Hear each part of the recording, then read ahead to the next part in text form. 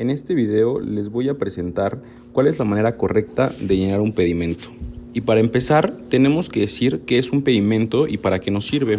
En la ley aduanera se encuentra la definición de pedimento como la declaración en documento electrónico general y transmitida respecto del cumplimiento de los ordenamientos que gravan y regulan la entrada o la salida de las mercancías dentro del territorio nacional.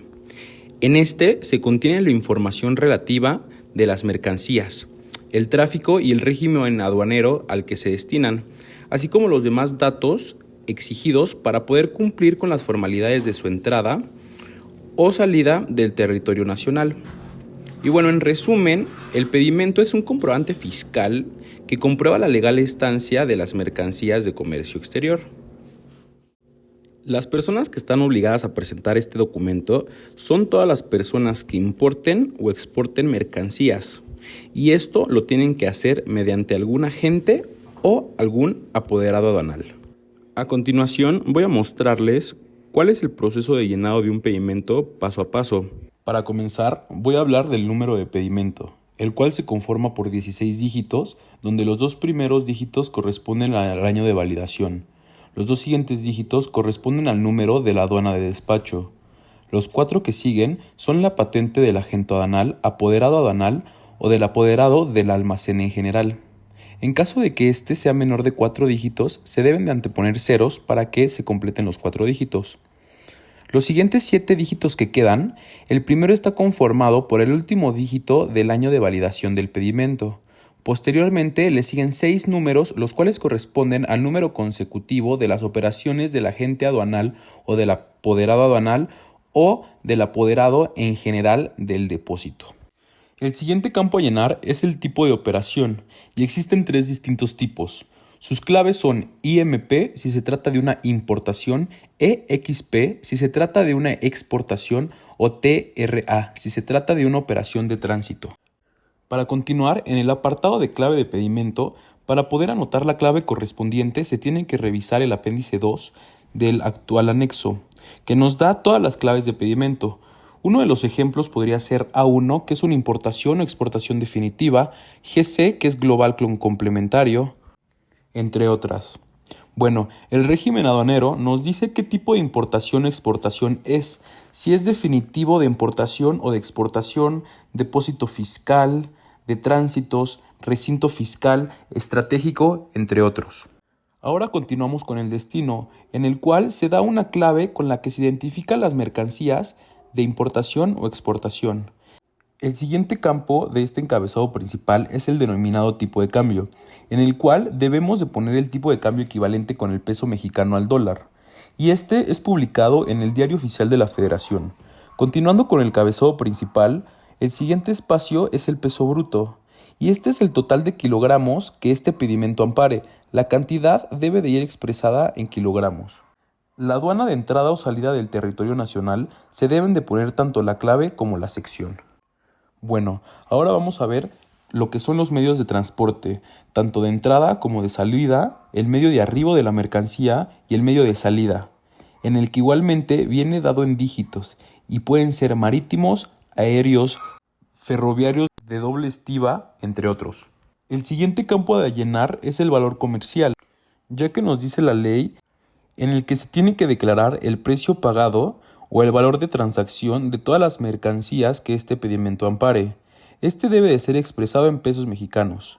El siguiente campo, llamado valor en aduana, viene relacionado directamente con el valor comercial, ya que nos dice la ley que esta es una suma del precio comercial más los incrementables dependiendo del incoterm a utilizar, y debe de ser al igual expresado en pesos mexicanos.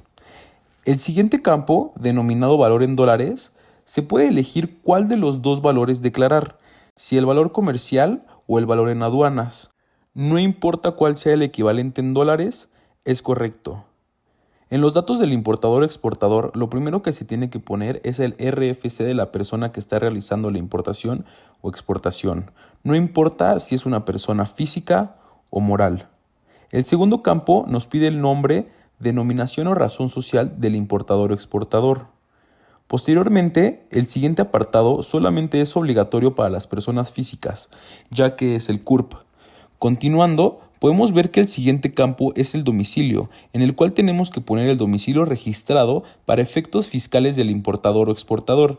Este debe de incluir la calle, el número exterior, el interior, el código postal, la colonia, la entidad federativa y el país.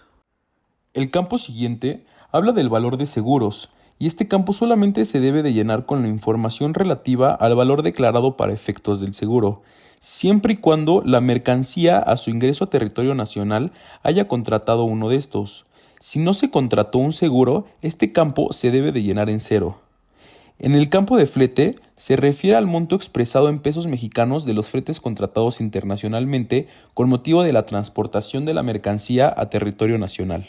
El siguiente campo es el del embalaje, y este nos habla de que si hay algún embalaje adicional al pactado en los Circoterms, aquí se pone expresado en pesos mexicanos. Otro de los campos es el de otros incrementables, en el cual se pueden poner gastos adicionales como pueden ser gastos administrativos, de maniobra de carga o descarga en el extranjero, papeleo, entre otras.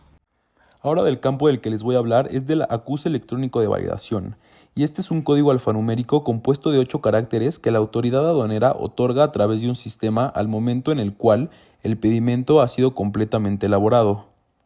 En el espacio que sigue entre el acuse electrónico de validación y la clave de la sección aduanera, se pone un código de barras bidimensional que se genera por parte del sistema electrónico aduanero para finalmente imprimir este pedimento. El siguiente campo que tenemos a la derecha del acuse electrónico es la clave de la sección aduanera de despacho, que dice que se tiene que anotar un dígito que corresponda a la aduana de despacho. En el campo de marcas, números y total de bultos, se debe de anotar si los bultos tienen alguna marca que físicamente ostenten una numeración, como también se debe de poner el total de bultos. Las tasas a nivel pedimento se refieren a la descripción de la contribución que aplique a nivel del pedimento. La CBE de tasa son las tasas de las cuotas que se rigen por el concepto de trámite aduanero. En el cuadro que dice concepto se debe de poner la descripción abreviada de la contribución a nivel pedimento o a nivel partida. En el cuadro de F.P es la clave de la forma de pago del concepto a liquidar. En el importe se pone el importe total en moneda nacional del concepto a liquidar por la forma de pago declarada. En el campo de efectivo se pone el importe total en moneda nacional que vaya a ser pagado en efectivo. En otros se pone el importe total que vaya a ser pagado de distinta manera que en efectivo. Y en el total se pone la suma de estos dos. Bueno, en los datos del proveedor o comprador, como primer apartado tenemos el ID fiscal del proveedor o comprador en el extranjero. En el siguiente punto, como bien lo dice, vamos a poner el nombre, la denominación social o razón social. En el siguiente campo se debe de poner el domicilio de esa persona física o moral. El campo que sigue es el de vinculación, en el que se pone si hay una vinculación directa con alguna otra asociación, poniendo sí en caso de que sí existe una vinculación y no en el caso de que no la haya.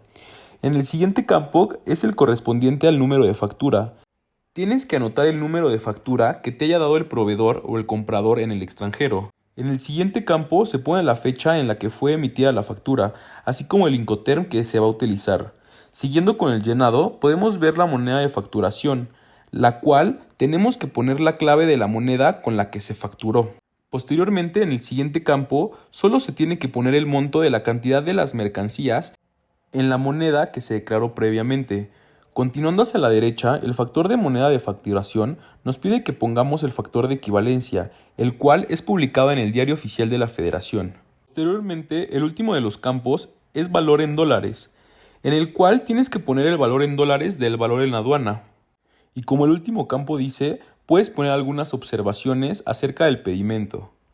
Ahora seguimos con el apartado de partidas, que empieza con el apartado SEC, el cual solo significa secuencia de la fracción en el pedimento. A un lado se pone la fracción arancelaria aplicable a la mercancía según corresponda. Cuando es sub, se debe declarar la clave de subdivisión. Posteriormente está el método de valoración, que se le aplica a la marca que lleves, ya sea exportada o importada. UMC es la clave que corresponde a la unidad de medida de comercialización de las mercancías. UMT es la unidad de medida de aplicación de la TIGIE. y al lado de esta está la cantidad correspondiente a la unidad de medida. Continuamos con la clave del país que compra o que vende. Al mismo tiempo, la P.O-D es la clave del país o grupo de países que corresponden al origen de la mercancía donde fueron producidos. Después sigue la descripción de las mercancías, todas las características, tanto técnicas como comerciales, para terminar la clasificación arancelaria. Ahora sigue el valor aduanal, que básicamente se determina mediante la moneda nacional y conforme a los impuestos del artículo 3º. El importe del precio pagado corresponde al pago de la mercancía y no se contemplan lo que son fletes, ni seguros, ni ninguna otra cosa. Al mismo tiempo, el precio unitario es el precio de cada una de las mercancías que estás exportando o importando. Ahora sigue el valor agregado, que básicamente son los insumos de exportación, gastos, costos, entre otros. Y el último campo de esta división nos dice el origen, destino, el vendedor y el comprador. Y bueno, para terminar, tenemos la marca de la mercancía, como el modelo de esta y también su código de producto. Al igual, se pone el tipo de contribución y si es que tiene contribuciones con otras empresas. Continuando con esto, se pone la tasa aplicable de la contribución. Al igual, se encuentra el tipo de tasa como la forma de pago y el importe total con la moneda nacional o con la moneda que fue acordada. Por último, se toman los datos del agente aduanal, el apoderado aduanal o almacén, junto con su nombre o razón social, el RFC, el CURP, al igual que la persona autorizada. Y bueno, les agradezco mucho por ver mi video. Esto fue todo por mi parte.